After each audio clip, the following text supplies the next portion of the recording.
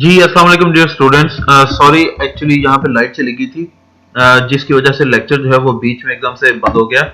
Light दोबारा आ गई और मैं दोबारा जो है वो इस वक्त आपके साथ लाइव हूँ। आई होप कि आप लोग जो है वो मेरी आवाज़ सुन पा रहे हैं। अभी हम लेक्चर कर रहे थे काइंड्स ऑफ सेंटेंसेस के ऊपर, और उसके पहले नंबर पे हमने जो काइंड पढ़ी थी वो हमने पढ़ी थी डेक्लेरेटिव सेंटेंसेस। ठीक है। डेक्लेरेटिव सेंटेंसेस जो है वो बेसिकली क्या होते हैं? डेक्लेरेटिव सेंटेंसेस जो है वो असर्टिव स्टेटमेंट होती है। ठीक है, असर्टिव, या इसे जो है वो आप पॉजिटिव स्टेटमेंट भी कह सकते हैं कि जो भी कोई सेंटेंस जो है जब वो पॉजिटिव लिखा जाएगा तो उसे हम क्या कहते हैं कि ये डेक्लेरेटिव सेंटेंस है। जैसे मैं कहूं कि आई प्ले फुटबॉल, ठीक है, तो ये एक डेक्लेरेटिव सेंटेंस है। इसी तरह अगर मैं कहूं कि आई गो टू स्कूल, मैं स्कूल जाता हूं, ये एक डेक्लेरेटिव सेंटेंस है, एक असर्टिव, एक पॉजिटिव स्टेटमेंट है। आई लिव इन लाहौर, मैं लाहौर रहता हूं, एक पॉजिटिव स्टेटमेंट, एक डेक्लेरेटिव सेंटेंस है। ठीक है, टाइप के लिहाज से, काइंड के लिहाज से। दूसरे नंबर पे जो हमारे पास है वो है नेगेटिव। नेगेटिव सेंटेंस जो है वो कैसा होता है? नेगेटिव सेंटेंस एक ऐसा होता है जो एक नेगेटिव स्टेटमेंट होती है। जैसे मैं कहूं कि I do not live in Lahore.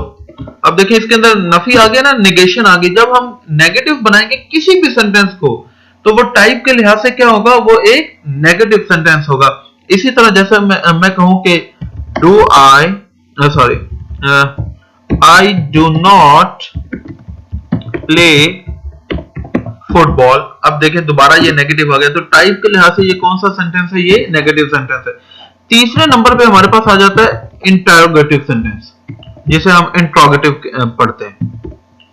ठीक है, इंट्रोगेटिव सेंटेंस क्या होता है? ये बेसिकली ये एक क्वेश्चन स्टेटमेंट होती है। जब हम कोई सवाल बनाते हैं, जब हम कोई सवाल करते हैं, तो वो टाइप के लिहाज से वो कौन सी काइंड जो है वो कहलाती है सेंटेंसेस की? वो कहलाती है इंट्रोगेटिव सेंटेंसेस।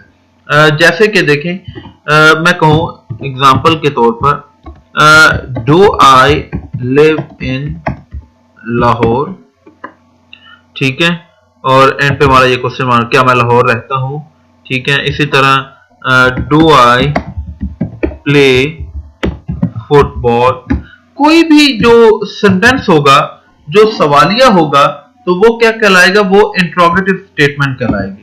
ठीक है। चौथे नंबर पे हमारे पास जो बहुत अहम है, मैं आपको दोबारा कह रहा हूं कि बेटा ये अब जो लेक्चर का जो इंपॉर्टेंट पार्ट है, जो आपके पेपर के हवाले से इंपॉर्टेंट है, वो अब सामने आ रहा है।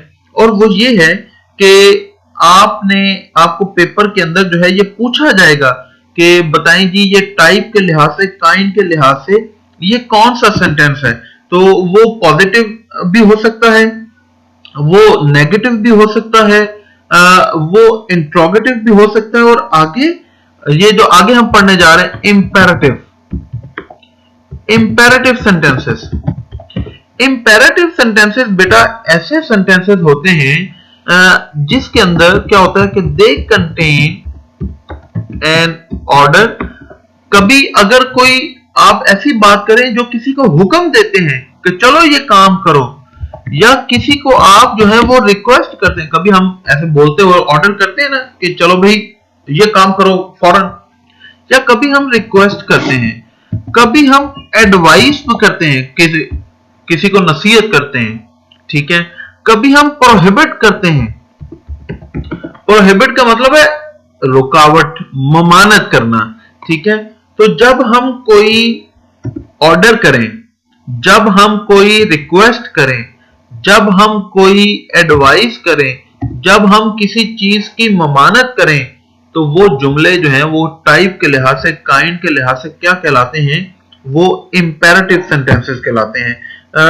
मिसाल के तौर पर देखें कि ये बहुत इंपॉर्टेंट है। मैं आपको ना सबकी एक एक एग्जांपल देता हूं। सबसे पहले मैं आपको ऑर्डर की एग्जांपल देता हूं। जैसे कि मैं कहूं कि शट द डोर, दरवाजा बंद कर दो, तो अब ये देखें कि ये मैंने असल में हुक्म दिया है, शट द डोर, दरवाजा बंद कर दो।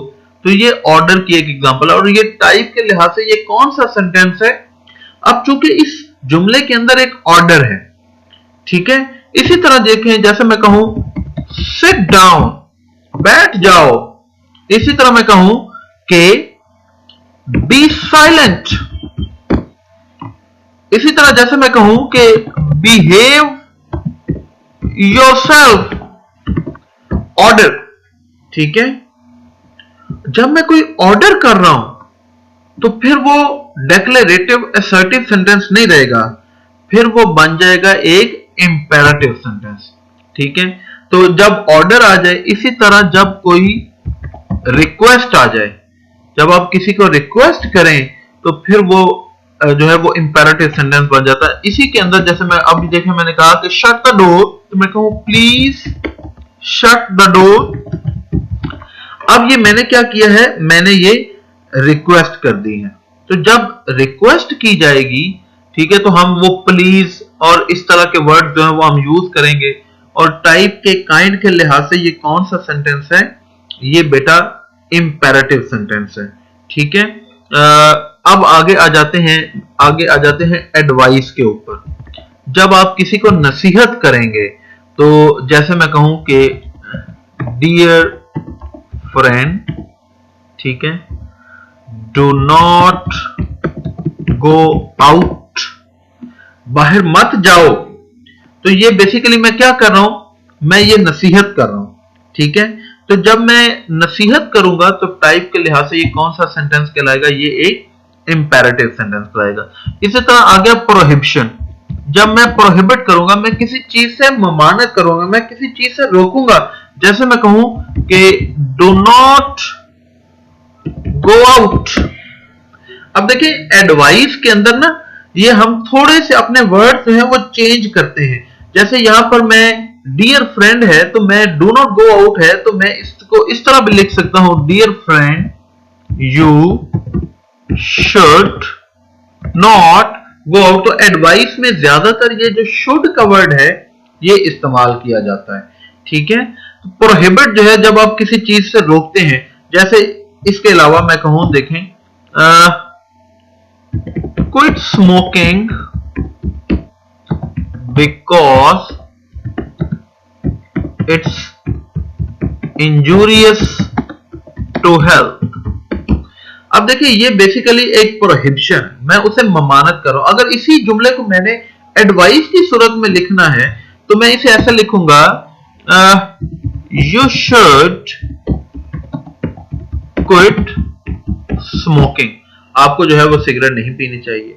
इसी तरह अगर मैं इसको रिक्वेस्ट में लिखूंगा तो मैं इसे लिखूंगा, please quit smoking,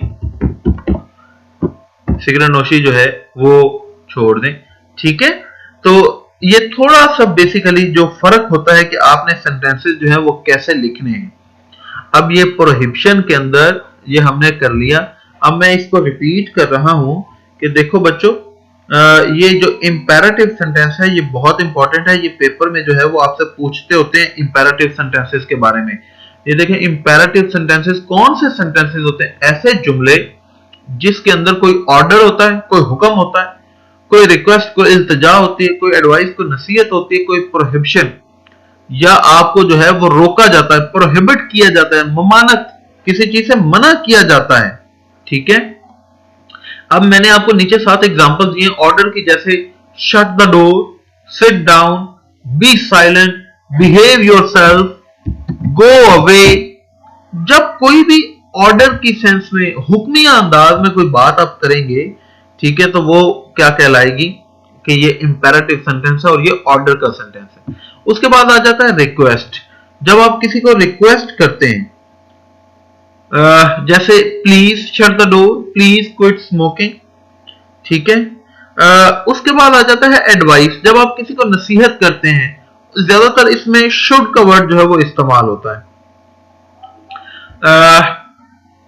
you should not go out, you should quit smoking. आगे आगे प्रोहिबिशन, ममानत, डू नॉट गो आउट, जब आप किसी चीज से रोक रहे हैं। Quit smoking because it's injurious to health, जब आप ममानत करें, किसी चीज को रोकें, तो वो जो है इंपेरेटिव सेंटेंस जो है वो बन जाता है। अब इसकी और 2 काइंड हैं, एक्सक्लेमेटरी सेंटेंसेस हैं और ऑप्टेटिव सेंटेंसेस हैं, ठीक है। तो ये जो है वो फिर इंशाल्लाह कल इसको हम आगे करेंगे। लेकिन आज जो है जो अभी हमने ये पढ़ा है, आज हमने काइंड ऑफ सेंटेंसेस पढ़े। पहली काइंड डेक्लेरेटिव, दूसरी नेगेटिव, तीसरी इंट्रोगेटिव, चौथे नंबर पे इंपेरेटिव सेंटेंसेस। ये 4 काइंड्स हमने पढ़ी हैं। आगे एक्सक्लेमेटरी और ऑप्टेटिव सेंटेंसेस जो है ये हम कल पढ़ेंगे। लेकिन अभी आप फीडबैक में मुझे बता सकते हैं कि ये आज जो आपने पढ़ा है ये आपको क्लियर है। अगर इसमें आपको कोई क्वेश्चन है तो आप मेरा बेटा मुझसे क्वेश्चन पूछो। जवेरिया कह रही है कि प्रोहिबिट में ऑर्डर भी है। नहीं जवेरिया बेटा, प्रोहिबिट में आप ऑर्डर को जो है वो नहीं कर सकते, क्योंकि ये जब आप ये बेसिकली किसी को आप ममानत कर रहे हैं। ऑर्डर में है कि वो, अब देखिए ना, जैसे अब क्लास में टीचर जब कहे बी साइलेंट, तो मैं जो है वो कोई ममानत नहीं कर रहा, मैं उसे ऑर्डर दे रहा हूं। ऑर्डर ऐसा बंदा दे सकता है जब उसके सबॉर्डिनेट को उसकी बात जो है वो माननी पड़े।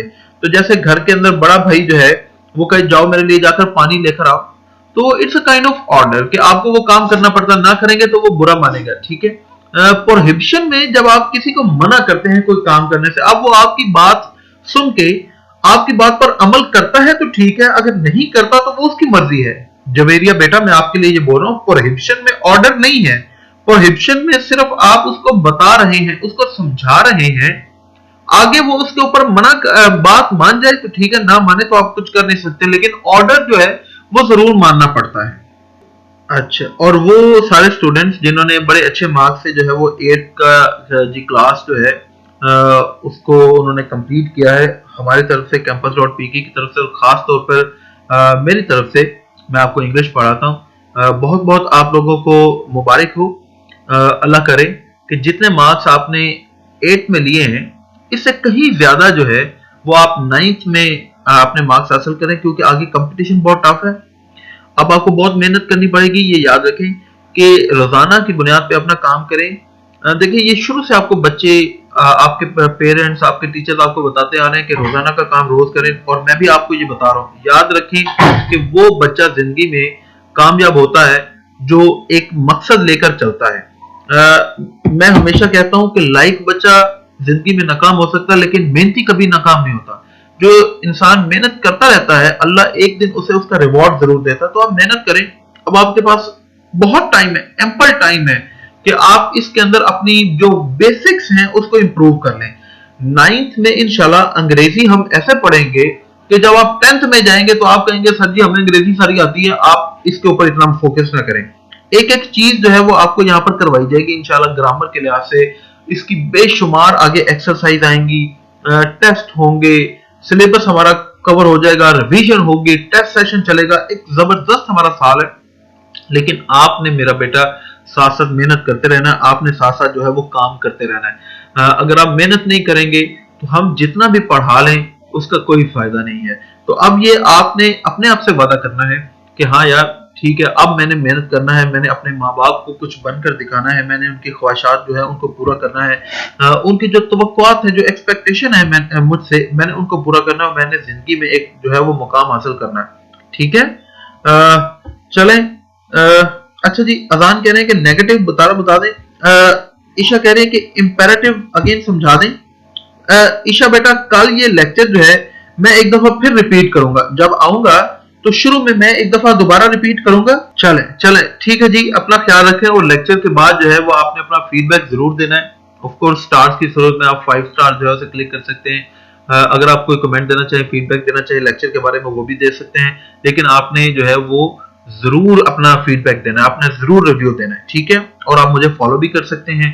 अपना ख्याल रखें। कल इंशाल्लाह आपसे दोबारा मुलाकात होगी। दुआ में याद रखें। अल्लाह हाफ़िज़।